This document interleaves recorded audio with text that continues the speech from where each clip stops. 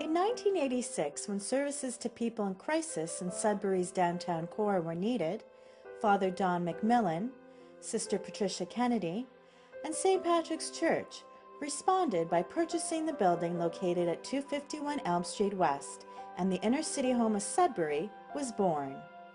With its doors open to all, the original goal of the non-denominational home was to provide counseling and hospitality to those in need.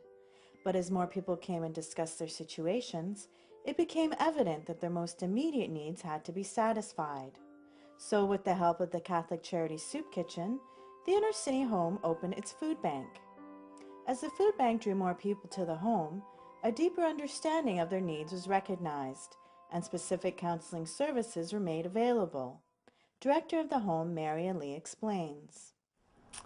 Inner City Home Sudbury is a drop-in crisis center, home of hospitality, a place where people can come in and have a coffee and talk to a volunteer to tell their story. Any given time that they might find themselves in crises or in need of just someone to talk to.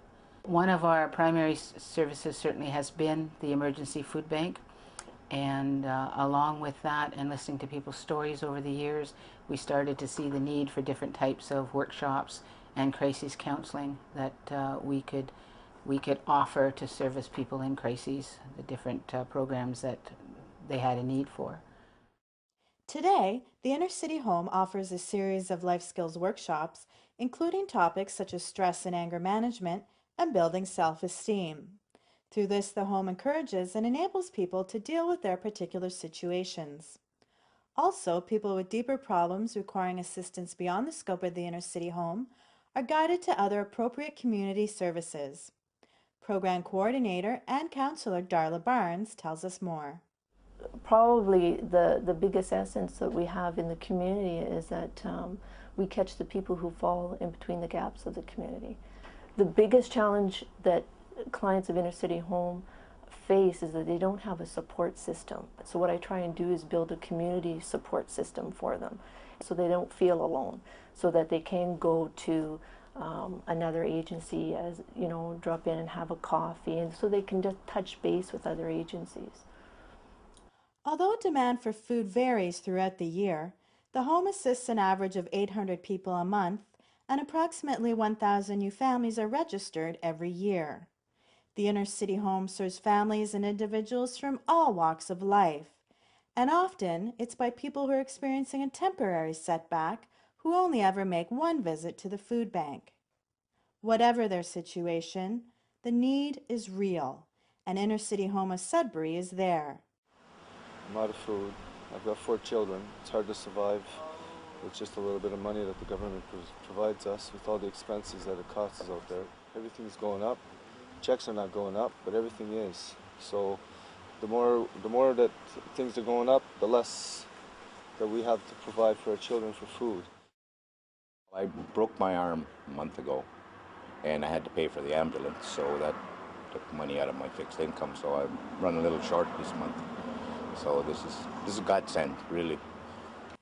I'm a single mom, and I work, but obviously I don't make enough money to pay for everything by myself. So I'm using the Sudbury Food Bank to feed my kids so they can go to school. Self-esteem often suffers when one falls on hard times, no matter how temporary. A kind word, an understanding ear, and a helping hand are all encountered at the Inner City Home. The home listens and helps its clients to evaluate their particular situation, encourages them to reestablish their identity, and motivates them to take the necessary steps to change their lives for the better. Often, by walking a short distance with someone proves to be the inspiration they need to continue walking in the right direction on their own.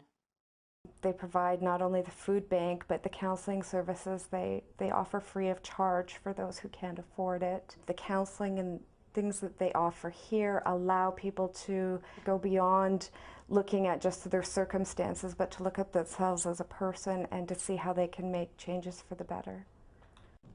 I've had the fortune to take many of the courses provided here for people. I've received some one-to-one counseling as well when I felt the need of it, and that was really, really helpful to me too. I know now how to handle stress when I'm dealt with stress. I know how to bring myself up when I'm having a bad day through building my self-image and self-esteem. They come from the courses with some newfound confidence and a little bit of hope, I think, that they can take a little bit more control of their situation or their life events, and they can make some positive steps forward. The services of the Inner City Home are provided by one full-time director, one part-time program coordinator counselor, post-secondary placement students, and over 120 dedicated volunteers. The commitment and loyalty of the skilled and caring staff are directly responsible for the success of the Inner City Home. I chose to become a volunteer here at Inner City because after I retired, I wanted to become involved in helping in the community. We do a lot to make people feel good as well as feed them. And I think they just like coming in and talking with us. I think it's a really worthwhile thing to do because we are dealing with the working poor. And it just makes you feel that you're giving something back to the community. The staff here are extremely patient. They're kind, loving, they're non-judgmental. It doesn't matter what type of background you come from, they're just here to help. I've come here lots of times, and every time I feel great when I leave here. Everybody here treats everybody equal. Our volunteers are excellent. We all work for the same purpose, for the good of the others, to help someone who needs the help. The growth of the center has been steady since it first opened, particularly with the establishment of a second food bank in New Sudbury. Therefore, adequate funding is crucial to the services the home is able to provide. The Inner City Home of Sudbury receives grants for volunteer training and client education from the Bishop Carter Foundation, the Trillium Foundation, and the United Way. However, the major source of funding comes from private donations. Because of this, support from the community is vital to the home's operation. The Inner City Home continues to work closely with other social agencies to respond to the needs of the community. The expansion of present services and the development of new services is an ongoing process. So ultimately, the success of the home depends on the support of people like you. Without it, the Inner City Home of Sudbury would simply disappear. They know they can come here, they won't be turned away. They know they will be listened to, they know they will be treated as a person. Donations coming into the home are used strictly to provide the services of Inner City Home, to provide the workshops, the counseling, the resourcing, to provide the food. If it wasn't for the food bank, I don't know, I'd be lost. No parent likes to hear their children say that they're hungry.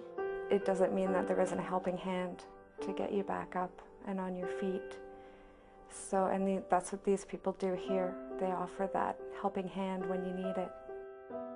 To help, please call 675-7550 or drop in for a visit at 251 Elm Street.